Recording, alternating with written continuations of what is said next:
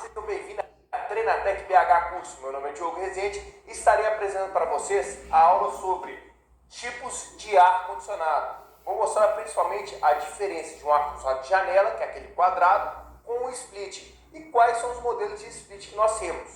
Bom, primeiro, split. O que vem a ser um split? Split vem do inglês, significa dividido, separado. E é exatamente isso que ocorre com o ar-condicionado tipo split. Separou a unidade evaporadora, que fica dentro do ambiente, com a condensadora, que fica lá do externo. Para quê? Para diminuir o nível de ruído, melhorar o conforto térmico para quem está dentro do ambiente, principalmente quem mora num apartamento, tá? Está num quarto, vou falar essa instalação num quarto. O que vai acontecer? Se eu colocar um ACJ, aquele de parede, faz muito barulho, além do consumo ser muito alto. Eu coloco um split e a parte que faz barulho, que é a parte externa, fica do lado de fora. Hoje nós já temos as tecnologias inverter, no qual mesmo a parte externa é super silenciosa. É outra tecnologia. Bom, a unidade que resfria o ambiente, chamado de evaporadora, é separada da unidade que contém um compressor, chamado de condensadora, ou seja, separou os dois. A ligação entre elas é feita por tubos de cobre e cabos elétricos.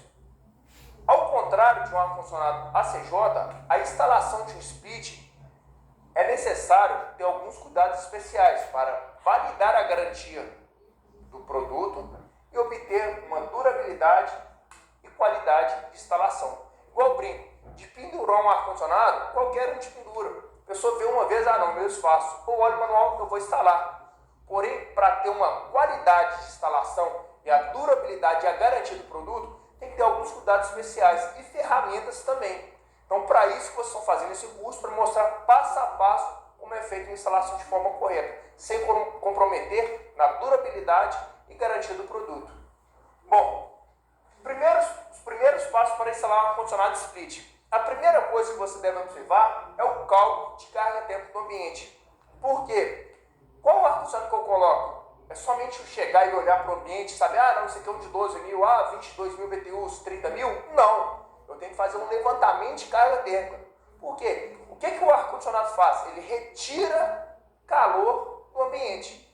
Para ele retirar o calor, eu tenho que saber qual a quantidade de calor que eu tenho no ambiente. Para isso, eu faço um cálculo de carga térmica do ambiente. Lembrando que esse cálculo, como tem às vezes na internet, não é simplesmente pegar a área do ambiente, vou multiplicar por um fator, por exemplo, 700, 750. Não é isso, gente. Tem todo um cálculo a ser feito. Tem uma planilha que eu vou disponibilizar para vocês, tá no Excel, passo a passo, como faz a instalação. Eu vou explicar aqui também. E esse cálculo, que a gente vai passar para vocês, é de acordo com a norma da BNT. Então não sou eu que estou inventando esse cálculo não, tá? Então é todo o cálculo, todo o dimensionamento. Por quê? Cada ambiente tem uma carga térmica diferente. Às vezes no mesmo prédio, tem uma sala, por exemplo. A sala tem um ambiente que seu vizinho já tem um ar-condicionado instalado. Na janela do seu vizinho, o sol não bate, uma chance que seja parede sul. Aí tem um ar-condicionado, por exemplo, de 18 mil BTUs, um exemplo. Aí lá refrigera bacana. Porém, na sua janela, está batendo o sol da tarde, é o sol mais quente ali, vai esquentar demais. Ou seja, a carga térmica da sua sala vai ser maior do seu cliente, do seu vizinho, do que o seu vizinho. Aí você olha, não, 18 mil está gelando bem, eu vou querer igual do meu vizinho, compra um 18 mil também. Faz a instalação e você vai verificar que não vai refrigerar direito a sua sala. Você vai falar o quê? O ar-condicionado está estragado, chama o técnico que instalou. O técnico vai lá, tudo é gás, coloca gás. Na realidade é fluido refrigerante, mas eles falam gás. Coloca gás, tira gás, vai ver que não vai adiantar nada. Por quê? Imaginamos que a carga térmica daquele ambiente é 30 mil BTUs, eu colocou um de 18 mil BTUs. Não vai fazer mágica. Precisava ter colocado um de 18 mil BTUs. Às vezes o seu vizinho de 18 mil resolve que a carga térmica dele é menor. Então, por isso a necessidade de fazer esse cálculo de carga térmica do ambiente. Então, vou explicar passo a passo como que faz. Depois, seleção do equipamento. Nós temos vários tipos de ar-condicionado, tipo split, high-wall, piso-teto, cassete, dutado, built-in, tem vários tipos de ar-condicionado. Então, de acordo com a sua necessidade e do ambiente, que a gente vai determinar o tipo de ar-condicionado. Uma flecha de ar mais forte, vamos colocar um piso-teto. Vou colocar um que não joga uma flecha de ar em ninguém, diretamente em ninguém. Vou colocar um cassete, distribui por todos os lados. Beleza. Então, de acordo com a necessidade, a gente vai selecionar o melhor equipamento para o cliente. Então, tem que saber e conhecer cada equipamento. E depois, requisitos técnicos. O que é isso? A tensão necessária para aquele ar-condicionado. Por exemplo, tem 220 volts, tem aterramento, o ponto de dreno, onde vai ser, a interligação entre a parte elétrica, onde vai ser as tubulações de cobre entre evaporador e condensador, por onde vai passar, tem que passar entre forro, cortar a parede, colocar a caixa de passagem, qual a forma da instalação. Tudo isso tem que verificar nesses requisitos técnicos. Onde que vai o dreno? Vou cortar a parede aqui, vai para o banheiro, para um ralo, para onde que vai esse dreno? Então, os requisitos técnicos. Onde que vai a unidade condensadora? Vai instalar lá fora, lá de externo, vai colocar em cima do telhado, vai colocar na laje, vai colocar na parede, qual o local que vai ser instalado. Tudo isso tem que reparar nesses requisitos técnicos. Então, praticamente para instalar um ar-condicionado, tem que reparar todos esses detalhes. Primeiro, cálculo de carga térmica, seleção do equipamento e requisitos técnicos. Esse cálculo de carga térmica, gente, é muito importante. O que ocorre muito, que eu vejo, a gente tem uma empresa também de instalação de ar-condicionado e de câmara frigorífica. Às vezes o cliente já compra o equipamento e só te liga para você instalar. Às vezes você nem sabe, só viu o colega que tem, viu o tamanho do ambiente, refrigera e já compra, olha, instala esse ar-condicionado aqui para mim. Então, mas você como técnico, antes de fazer a instalação, você vai o quê? Fazer um cálculo de carga térmica e verificar, olha, seu ar-condicionado é de 9.000 BTUs, por exemplo, você precisaria que era um de 18, eu vou instalar, ele não vai refrigerar direito. Depois você vai reclamar. Aí o cliente fala, eu quero só que refrigere só. Nem quer que faça tanto frio, não. Você tem que falar com ele, se possível até dar por escrito certinho para ele, para se resguardar. Por quê? Você não faz isso, você que é um técnico, ele não entende nada de ar-condicionado. Você instala para ele, depois ele vai reclamar. Por que você não falou antes que não dava? O equipamento estava na caixa, era só eu trocar. Você como técnico deveria ter me falado. Então é sempre importante fazer o cálculo de carga térmica e mostrar para o cliente se está certo ou não. Beleza? Então vamos lá, vamos explicar passo a passo como faz esse cálculo. Bom, o que é carga térmica? Carga térmica é a somatória de todas as formas de calor presente em determinado ambiente. Para estimar a carga térmica, é necessário o levantamento de dados, como por exemplo a área, número de pessoas, janelas, piso, teto, equipamentos elétricos e eletrônicos, iluminação, vão e porta. Tudo isso é importante. Se tiver um vão aberto, colocar cortina de ar. Se você não sabe, aquela cortina de ar é só um ventilador que sobe para baixo, separa o ambiente externo com interno. Colocando uma cortina de ar, você vai ter em média 30% de eficiência do equipamento. Tá? Ao outro que não tem instalação da cortina de ar. Então é sempre importante, se tiver um vão aberto, colocar uma cortina de ar. Então aqui tem um levantamento de dados.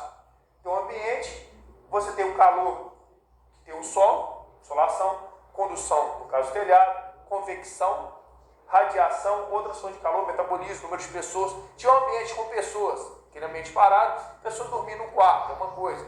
Tiver todo mundo andando e tal, vai ser outro. Tiver numa academia de espírito, todo mundo pedalando ali e tal, a carga térmica é bem maior para o mesmo ambiente. Por isso que eu falo, não é somente pegar aquela área e multiplicar pelo fator. Tem vários fatores que vão influenciar na carga térmica. Fonte de calor externo, por exemplo, calor que penetra por radiação das janelas, calor que penetra por condução, janelas, paredes, piso e teto, infiltração de ar, renovação de ar, fonte de calor interno, pessoas, iluminação, equipamentos elétricos e outras fontes de calor. Então vou pegar todos esses dados, colocar na planilha e fazer o cálculo. Aqui eu tenho a diferença de um ar-condicionado de janela e um split. Eu vou explicar essa tabelinha e mostrar a diferença. O ar-condicionado de janela, como eu disse, é um quadrado, no qual dentro dele já tem um compressor, condensador, o dispositivo de expansão que é o capilar e o evaporador. E tem um motor elétrico com haste passante, tem duas hélices, uma para o condensador e uma para o evaporador. Então esse compressor faz muito barulho, tem vibração.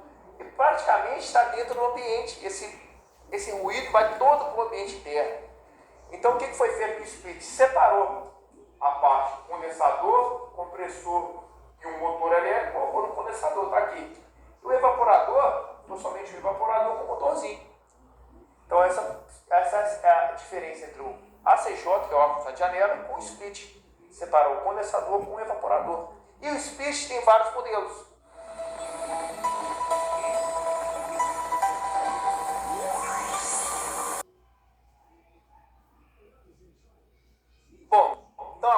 vamos explicar as diferenças dos ar-condicionados tipo split. O primeiro que eu vou mostrar aqui é o tipo window. Split window. Esse split, certo? É para aqueles locais que tem a predisposição de instalação de um ACJ, aqueles quadradinhos de janela. Porém, o cliente não pode mudar a fachada, ou seja, não pode instalar o split convencional, raio-wall, piso-teto, do lado externo. Ele quer colocar um split. O que ele faz? Alguns fabricantes, não são todos os fabricantes, que disponibilizam esse modelo. Ele pega um condensador que parece um ACJ, coloca naquele local onde tem um ACJ, que tem a predisposição da instalação do ACJ. Então ele vai colocar o condensador naquele local onde era para ser o ACJ. E o evaporador, ele coloca onde ele quiser. Ele corta a parede ou coloca através de canaleta e coloca o evaporador. Então existe esse modelo aqui. Tá? Então ele é limitado, se não me engano é de 9 e 12 mil BTUs. Não são todos os fabricantes desse modelo, mas é uma solução que você pode dar para o seu cliente também. Bom, aqui nós temos o modelo Split High-Wall. O Split High-Wall é o split convencional que todo mundo conhece. Tem alguns clientes que pensam que Split é somente esse modelo. Esse tipo de modelo, nós temos ele com insuflamento condensado na horizontal, que é esse modelo, e na vertical, que esse aqui é conhecido como barril. Então tem esse modelo, tem esse aqui. Esse modelo com insuflamento de ar na horizontal, nós temos ele convencional e inverter. Inverter é uma tecnologia, tá? É um pouco diferente do convencional. E o fluido refrigerante utiliza o 410, somente o 410. Bom, esse modelo aqui nós temos ele de 7 mil a 30 mil BTUs. Alguns fabricantes agora estão já fabricando um pouquinho acima de 30 mil BTUs. Tá? Você vai encontrar em alguns outros fabricantes. Esse aqui é mais utilizado, você vai mais utilizar esse modelo em residência, quarto, muito comum utilizar salas. Tá? Então nós temos vários modelos do High-Wall.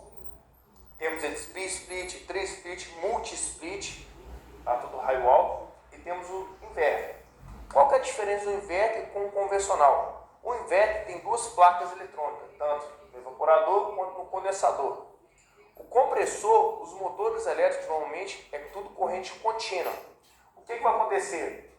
Ele tem um sensor de temperatura no evaporador. À medida que a temperatura for diminuir no ambiente, ele vai mandar um sinal para a condensadora. Essa condensadora vai captar esse sinal que está diminuindo a temperatura, vai mandar um sinal para a placa vai diminuir a tensão de trabalho que vai para o compressor. O compressor trabalhando com uma tensão menor, a sua rotação vai diminuindo o fluxo de gás, de fluido refrigerante, diminuindo o fluxo de fluido refrigerante, diminuindo a capacidade do equipamento. Um exemplo, o equipamento que era 22 mil BTUs, eu trabalhava com 20 mil, 18 mil, para manter sempre uma temperatura, sem desligar o seu compressor e tendo uma variação de temperatura de apenas 1 grau Celsius. Ou seja, para aquele ambiente que você precisa ter um controle de temperatura, sem muita variação entre ligar e desligar, é bom você instalar o inverter. O inverter desliga? Ele desliga sim. Muitas pessoas pensam que não desliga. Ele chega a desligar. É difícil, mas um dia muito frio ele pode chegar a desligar sim. Não tem nada de errado. Ele tem controle de condensação. Você vai ver que o ventilador, em dia frio, ele vai trabalhar bem devagarzinho. Às vezes tem nem necessidade de ligar. Ele liga, desliga, trabalha com velocidade mais baixa. Isso se chama controle de condensação. É uma tecnologia diferente. Alguns fabricantes têm até válvula de expansão eletrônica no lugar de tubo capilar. Beleza? Então vamos lá, vamos voltar nos outros modelos. Esse aqui é o modelo High-Wall, é o mais utilizado. Aqui tem a instalação do High-Wall. Aqui uma instalação muito feia, tá muito ruim, porque a pessoa colocou o dreno, cortou a parede toda, colocou o dreno aqui, olha pra você ver, quando fechar, fazer o fechamento dessa tubulação, o dreno vai ficar fechado também. Como que eu tiro essa máquina para manutenção? Não tem como. Então esse aqui é um xizinho aqui, instalação muito ruim. Aqui tem uma instalação que eu posso colocar com caixa de passagem. Depois eu vou falar com mais detalhe para vocês de outro modo, os modelos de instalação. Às vezes você vai estar um prédio, uma casa de construção, você pode deixar a infraestrutura pronta, colocando caixa de passagem, o dreno, parte elétrica e a circulação de cobre. A pessoa construiu, fez o acabamento certinho, não quer instalar agora, pode passar 1, 2 anos, não importa quanto tempo. Futuramente instalar esse ar-condicionado. Tem um modelo que eu posso instalar, cortando a parede sem caixa de passagem. Posso colocar aqui também, depois eu vou falar todo esse detalhe. Por exemplo, imagina seja uma casa ou um apartamento, coloquei o evaporador aqui e o condensador coloquei abaixo da janela, por exemplo. sem problema algum. Então nós temos os multi-split. Multi-split, a instalação praticamente é a mesma do split convencional, no qual tem várias tubulações. Aqui tem a tubulação, aqui o exemplo, 4 evaporadores. Aqui vai ter 8 chegadas. Cada evaporador desses são 2 tubos, um que vai para o evaporador e o que retorna para o condensador. Então são como se fosse 4 instalações separadas. Então, no caso é um multi-split. Tem modelo de multi-split que dá para você fazer combinação diferente. Raio-wall, cassete, piso-teto. Não são todos. Tem modelo que vai ser só P-split, 2 de 9.000 BTUs ou 2 de 3.000 tri-split. Tá? Vai depender do modelo do fabricante, certo? Mas tem essas opções também. Às vezes tem, isso aqui é muito comum utilizar em apartamento. Cada dia que passa, o metro quadrado está cada vez mais caro. E você não pode alterar a fachada do seu prédio. Então tem só um espaço pequeno para instalação do condensador. O que você faz? Você quer ar-condicionado em 4 cômodos, por exemplo. Você coloca um multi-split, cada cômodo com o seu evaporador e apenas um condensador. Então, uma opção que você dá para o cliente, beleza? Então, aqui o exemplo multi-split sala, condensador aqui e 4 evaporadores. Temos aqui o exemplo 3-split, 3G raio-wall, na mesma capacidade. Você não pode alterar, tem modelo que você não vai poder alterar, mas tem um modelo que você pode fazer várias combinações. Isso é de acordo com o seu fabricante, você tem que consultar o catálogo do fabricante. Temos o modelo piso-teto. Piso-teto é que ele pode ser instalado tanto no piso, aqui no chão, quanto no teto. Tá? Por isso falo todo piso-teto. Tem uns modelos que é somente teto, tem uns que é piso-teto, certo? Esse modelo é muito comum você ver instalado em salão de festa, igrejas, no qual ele tem uma flecha de ar com uma distância mais longa. Se você instalar ele num ambiente com o pé direito baixo e pequeno, um ambiente pequeno, ele vai ter uma flecha de ar muito forte, vai ter um cômodo naquele local, naquele ambiente. E principalmente se você bater a flecha de ar direto na pessoa ali. Então, um exemplo, um call center, você colocar um piso-teto, sempre vai ter um incômodo. Um sente frio demais, o outro sente calor, o outro a flecha de ar vai estar pegando a pessoa. Então, isso não é muito bom para instalar num call center, não. No qual tem várias pessoas. Tá? Um ambiente com o pé direito mais alto é o ideal para você estar instalando, ele consegue uma flecha de ar mais forte. Beleza? Nós temos ele de 18 até hoje tem fabricante de 80.000 BTUs. Antes tinha 90 acho que está fabricando mais não. Vai ser 80.000 BTUs. Beleza? Tem vários tipos de piso-teto. Vários fabricantes. Tem ele inverter e tem ele convencional também. Alguns fabricantes hoje nem estão fabricando mais o convencional. A tendência é todos partirem por inverter. Tá? Beleza, aqui tem os modelos do piso-teto. Ele tem a condensadora tanto com estufamento na horizontal quanto na vertical. Tem várias capacidades. Alguns modelos do piso-teto, o dispositivo de expansão, a gente vai falar mais na frente, é instalado na parte externa. Tem um dispositivo de expansão, você tem que instalar ele aqui próximo do condensador. Isso sempre lê o manual do fabricante. Tem fabricante que vai pedir para você instalar lá no evaporador. Não é muito comum instalar no evaporador porque fica expandindo o fluido lá dentro do evaporador. Aí fica aquele barulho, parece que está vazando o fluido, certo? Então aqui alguns modelos de instalação no piso.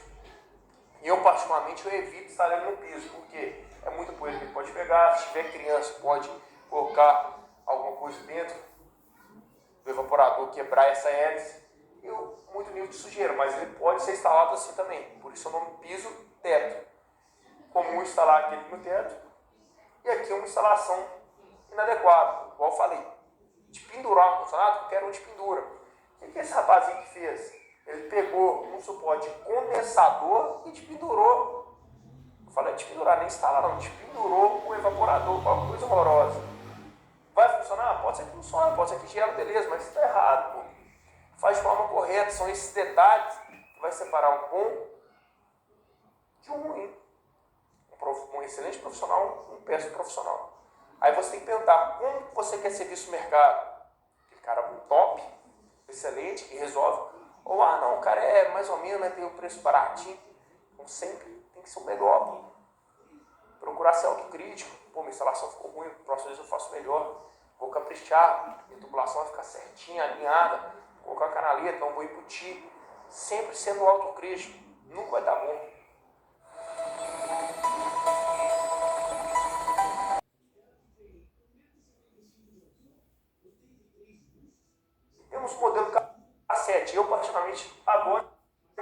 ar-condicionado, acho muito bonito. A vantagem do cassete, você coloca ele entre o forro e a laje. E ele distribui o ar em 360 graus, ou seja, para os 4 lados. Hoje nós temos o cassete 360 da Samsung. Ele é redondo, tem um modelo redondo e joga para todos os lados. Muito bonito. E ele fica entre forro, você não vai perder nada, nenhum espaço na parede. Vai ficar embutido certinho, tá vendo? Fica muito bonito. É muito comum a gente instalar isso em sala, em apartamentos, sala de residências. Fica muito bonito. Até ambientes comerciais. No call center, por exemplo, tem várias pessoas. Ele não vai incomodar, ele não vai jogar flash de ar diretamente em nenhuma pessoa, distribuir de forma correta entre os 360 graus. Ou seja, se você colocar, por exemplo, um ambiente grande, colocar um drywall, aqui, por exemplo, mas já nessa parede aqui beleza, mas aqui a pessoa não vai se sentir muito confortável, vai sentir calor, e aqui a pessoa vai sentir frio. Vai ficar sempre aquela briga constante entre as pessoas. Então, o ideal, quando tiver muitas pessoas no ambiente maior, você colocar o cassete. Fica top, fica muito bom. Então, nós temos ele de 9 até 18 mil BTUs. 18 a 48 mil BTUs. Hoje nós temos capacidade diferente também. Tem um cassete que é de 4 vias, que ele entra o ar aqui no meio e sai dos 4 lados. Nós temos cassete de 2 vias e de 1 via também. Por exemplo, quero instalar na casa toda. Tem vezes que a gente instala em apartamentos. Em todos os cômodos, instalamos o cassete. No quarto, por exemplo, a gente coloca o cassete em apenas 1 via, ou seja, uma entrada e uma saída. Esse cassete de 1 via, ele é instalado num canto, o qual ele vai distribuir o ar na mesma parede de maior comprimento, tipo drywall, porém no teto. Ele vai distribuir o ar de forma correta ali, ó, tranquilo. E fica muito bonito, fica embutido dentro, você não perde espaço em uma parede. Tá? Beleza. E esse modelo, ele já tem a bomba de dreno. Então, dentro dele aqui, ó, ele tem uma bombinha de dreno, no qual você vai colocar, por exemplo, aqui, imagina se um banheiro aqui atrás. A gente corta a parede aqui, deixa o dreno aqui à espera aqui, ó, ele vai jogar do evaporador até nesse dreno com a bombinha. Então, em todos eles são equipados com a bomba de dreno. Aqui tem um modelo de instalação, aqui de 2 vias, aqui tem um cassete de 4 vias, mas antes de fazer a instalação, você coloca a grade aparente, verifique se está nivelado certinho, depois retira ela, porque vai ser colocado forro de gesso. Com o forro de gesso, você vai envelopar a sua máquina com plástico, para não sujar ela. Depois que o gesseiro fechou todo o forro, você vem aqui e coloca a grade aparente, o acabamento da sua máquina. Então, o modelo de instalação. A instalação é feita com tirante, ou seja, barra rosqueada. Você trava ela por aqui, os 4 lados dela tem 4 pontos de fixação, e ela fica suspensa ali, entre o forro e a laje, ou o telhado, por exemplo. Beleza? Então, outro modelo, o pessoal chama de central, butim, dutado, é esses modelos. Então, é aqueles modelos no qual vai ser dutos de ar, tem um evaporador que vai conduzir o ar, pode ser mais de um ambiente, através de duto de ar. E aqui tem um retorno, tem as grelhas de saída e o retorno do ar. Então, é chamado de central, dutado, butim, é o mesmo ar-condicionado. Todos esses aqui que eu estou mostrando são speeds. Tá? Equipamentos projetados para ambientes residenciais e comerciais de pequeno porte. Insuflamento de duto. Carga térmica até 12 e 60 mil BTUs. Temos capacidade de outros fabricantes, capacidades maiores também. Aqui eu estou falando, por exemplo, da carga. Tem outros fabricantes com capacidades maiores. Tá? Requer instalação com mão de obra especializada e dimensionamento da rede de dutos. Por quê? O duto, você tem que saber qual que é o espaço que você coloca ele. Quando você vai diminuindo o duto, você aumenta a velocidade. Então você tem que saber calcular essa vazão do duto. Tá? Se você fazer de forma errada, você vai influenciar no rendimento do equipamento. Beleza? Aqui é o exemplo de instalação aqui, o evaporador. Aqui são os dutos, as grelhas de saída. O retorno, ou você faz duto de retorno, ou o próprio forro é o retorno do ar.